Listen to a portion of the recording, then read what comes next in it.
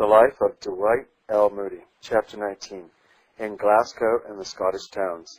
Glasgow was visited after the Edinburgh mission closed. In fact, preparations began as soon as the Edinburgh work started. In the middle of December, a meeting was held in Glasgow to arrange for the visit of the Americans, which was attended by more than 100 ministers and laymen of all evangelical churches. At the first of a series of union prayer meetings in St. George's Established Church on January 5th, Mr. Moody spoke briefly, returning to Edinburgh for the evening meeting. After beginning their work in Glasgow, he returned to Edinburgh 2 or 3 times to assist in special meetings. Berwick-on-Tweed, Melrose, and Dundee were visited, and meetings lasted a few days. Each were conducted there after the Edinburgh mission closed. The Glasgow meetings had been going on uninterrupted for more than a month when Moody and Sankey reached there on February 7th and began their labors on the following morning, February 8th. At 9 o'clock, a stirring meeting of Sabbath school teachers was held in the City Hall, attended by about 3,000. The evening evangelistic service was held at 6:30, but more than an hour before that time, the City Hall was crowded, and the great multitude outside was drafted off to the 3 churches nearest, which were soon filled. The next day, prayer meeting began in the morning in the United Presbyterian Church. Dr. Bernard thus referred to the meetings not long after they were started.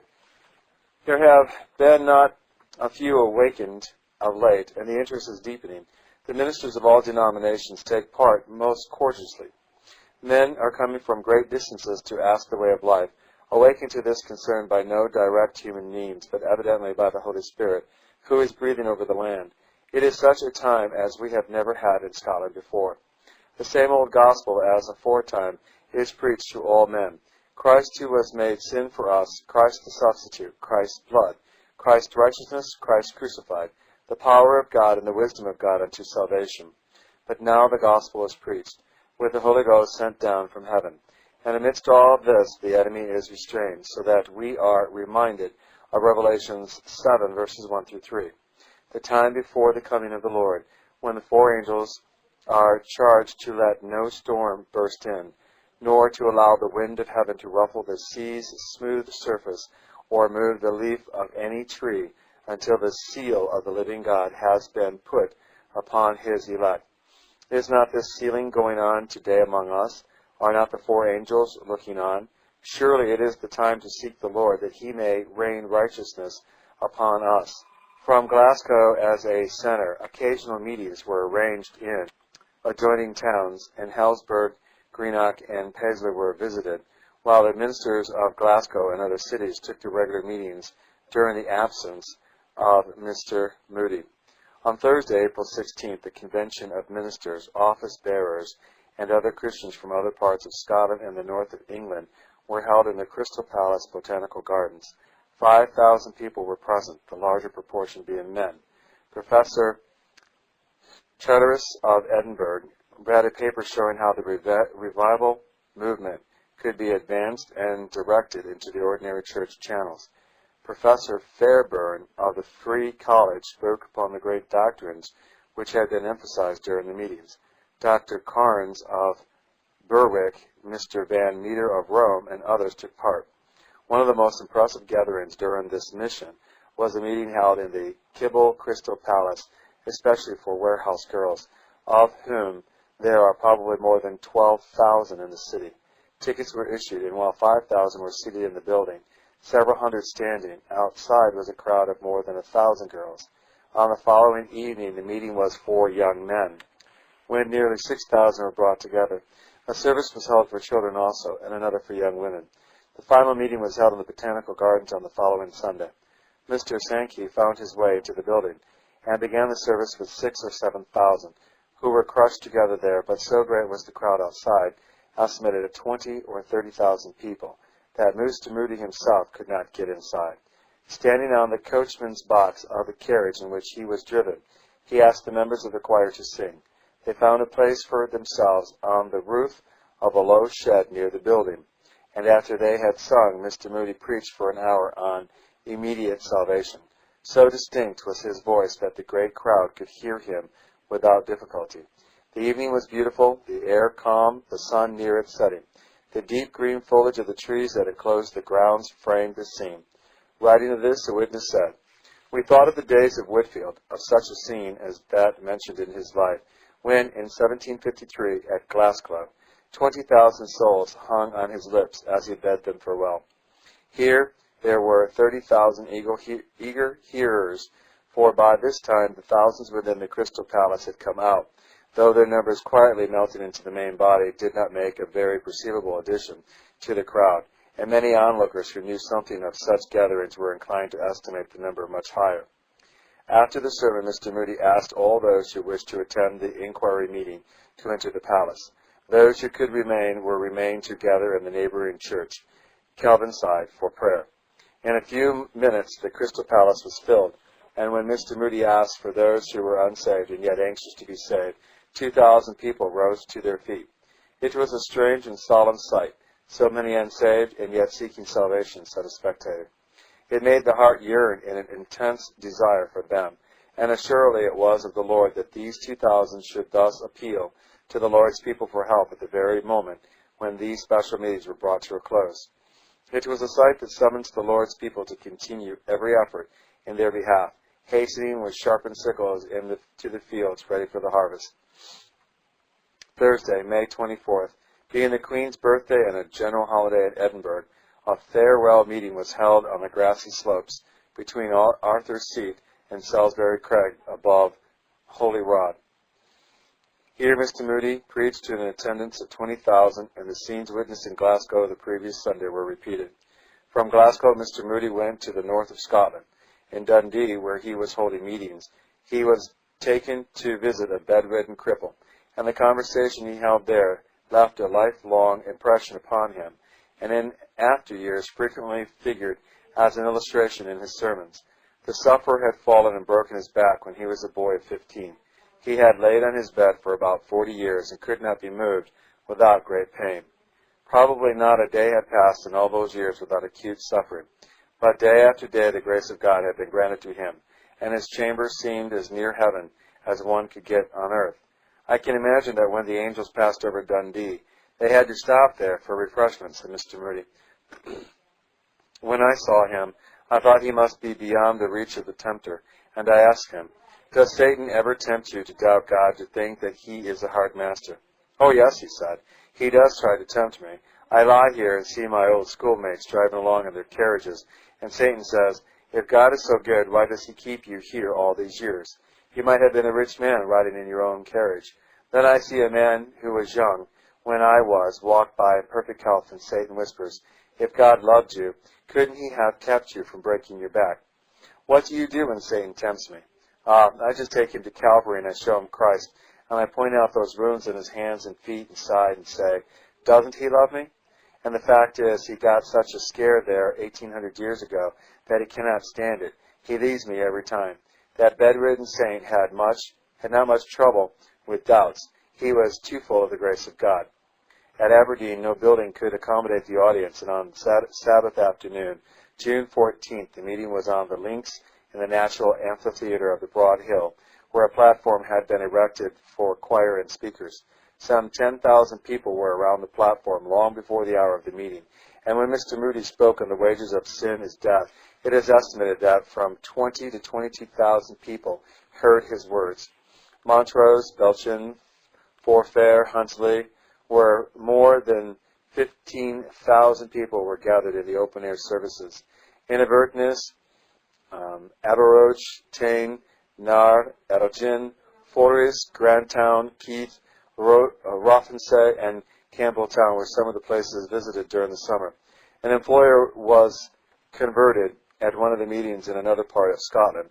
He was very anxious that all his employees should be reached, and he used to send them one by one to the meetings. But there was one employee who wouldn't attend. The moment he heard of his employer's desire, he made up his mind he wouldn't go. If he was going to be converted, he said, he was going to be converted under some ordained minister. He was not going to any meeting that was conducted by unordained Americans. He believed in the regular Presbyterian Church of Scotland, and that was the place for him to be converted.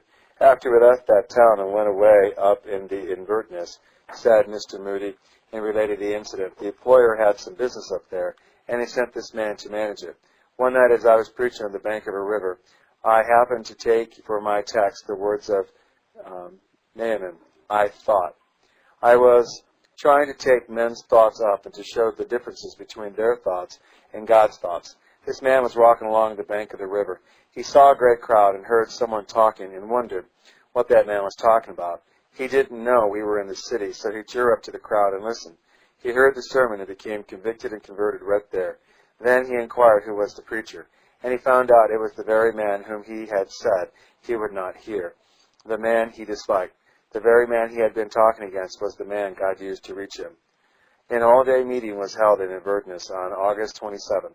Mr. Moody, with a few friends, then went down the Caledonian Canal to Oban, where much preparatory work had been done during the 2 preceding months by Doctors Hortus and Andrew Bernard.